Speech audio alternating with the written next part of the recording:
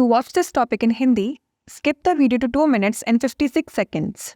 Hello everyone, welcome to another episode of Legal Update. Today's topic of discussion is minority status of AMU. First, let us see why is it in the news. Recently, in the Aligarh Muslim University, through its registrar Faizan Mustafa vs. Naresh Agarwal, the Supreme Court's 7-judge bench, by a 4:3 majority, overruled the 1967 S. Aziz Basha vs. Union of India decision, which held that institutions incorporated by statute cannot claim minority status. The issue of AMU's minority status will now be decided by a regular bench. Let's look at the background of the case. The 1967 Aziz Basha judgment ruled that AMU was not a minority institution as it was created by statute. The government amended the AMU Act to restore its minority status, countering Aziz Basha. However, the amendment faced challenges. The 2006 Allahabad High Court ruled that AMU could not reserve 50% of seats for Muslims as it was not a minority institution. In 2019, 3-judge Supreme Court bench led by then CJI Ranjan Gogoi referred the AMU minority issue to a larger bench to clarify the criteria for minority status under Article 30. The court observation was as follows. In the 7-judge bench led by Chief Justice D.Y. Chandrachud, the majority held that merely being incorporated by statute does not strip an institution of minority status. Determining minority status requires examining the founder's intentions, the source of funding, and whether the minority community was the driving force behind its establishment.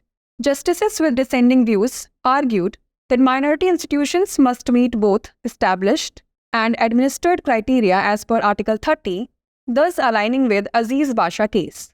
Let's know more about Article 30 of the Constitution of India. Article 30 of the Constitution grants religious and linguistic minorities the right to establish and administer educational institutions of their choice. It further ensures fair compensation for compulsory acquisition of property from minority institutions, protecting their rights. No discrimination by the state in granting aid to educational institutions managed by minorities. Let's now discuss a case law related to it. S. Aziz Basha vs. Union of India, 1967. In this case, the Supreme Court rejected the minority status of AMU as it was established by a statute. Before we wrap up, here's a question for you. Which article of the Constitution protects the right of minorities to establish educational institutions? Article 21, Article 19, Article 30, or Article 14? Send the answer to this question in the comment section. Like, share and subscribe for more such content. नमस्कार, legal update programme में आपका स्वागत है। आज हमारी चर्चा का विषय है AMU का अल्पसंख्यक दर्जा। सबसे पहले जान लेते हैं यह चर्चा में क्यों है। हाल ही में अलीगढ़ मुस्लिम विश्वविद्यालय के रजिस्ट्रार फैजान मुस्तफ़ा बनाम नरेश अग्रवाल मामले में सुप्रीम कोर्ट के 7 न्यायाधीशों की पीठ ने 4-3 बहुमत से 1967 के एस अजीज बादशाह बनाम भारत संघ के फैसले को खारिज कर दिया, जिसमें कहा गया था कि कानून द्वारा शामिल संस्थान अल्पसंख्यक दर्जे का दावा नहीं कर सकते हैं। बता दें कि AMU के अल्पसंख्यक दर्जे का मुद्दा अब नियमित पीठ द्वारा तय किया जाएगा। चलिए जान लेते हैं मामले की पृष्ठभूमि। 1967 के अजीज बादशाह फैसले में कहा गया कि AMU अल्पसंख्यक संस्थान नहीं है क्योंकि इसे कानून द्वारा बनाया गया था। सरकार ने अजीज बादशाह के विरोध में AMU अधिनियम में संशोधन कर इसके अल्पसंख्यक दर्जे को बहाल किया। हालांकि इस संशोधन को चुनौतियों का सामना करना पड़ा। 2006 में इलाहाबाद उच्च न्यायालय ने फैसला दिया था कि AMU मुसलमानों के लिए 50% सीटें आरक्षित नहीं कर सकता क्योंकि यह अल्पसंख्यक संस्थान नहीं है। 2019 में तत्कालीन CJI रंजन गोगोई की अगुवाई में सुप्रीम कोर्ट की 3 न्यायाधीशों की पीठ ने अनुच्छेद 30 के तहत अल्पसंख्यक दर्जे के मानदंडों को स्पष्ट करने के लिए AMU अल्पसंख्यक मुद्दे को एक बड़ी पीठ को भेज दिया था। न्यायालय की टिप्पणी की बात करें तो मुख्य न्यायाधीश DY चंद्रचूड़ की अगुवाई वाली 7 जजों की बेंच में बहुमत ने माना कि केवल कानून द्वारा निगमित होने से किसी संस्था का अल्पसंख्यक दर्जा खत्म नहीं हो जाता। अल्पसंख्यक दर्जा निर्धारित करने के लिए संस्थापकों के इरादों, फंडिंग के स्रोत और क्या अल्पसंख्यक समुदाय इसकी स्थापना के पीछे प्रेरक शक्ति था, इसकी जांच करने की आवश्यकता है।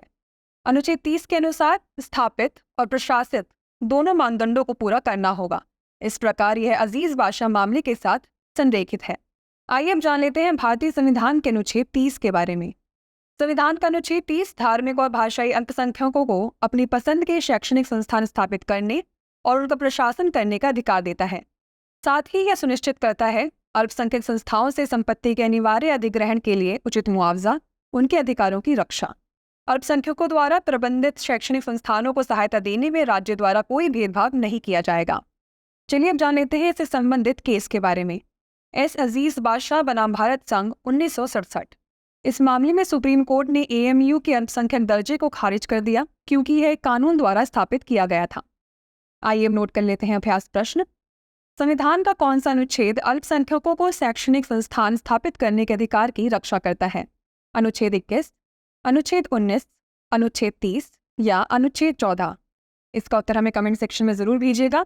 ऐसी और वीडियोस देखने के लिए लाइक, शेयर और सब्सक्राइब करना ना भूलें। धन्यवाद।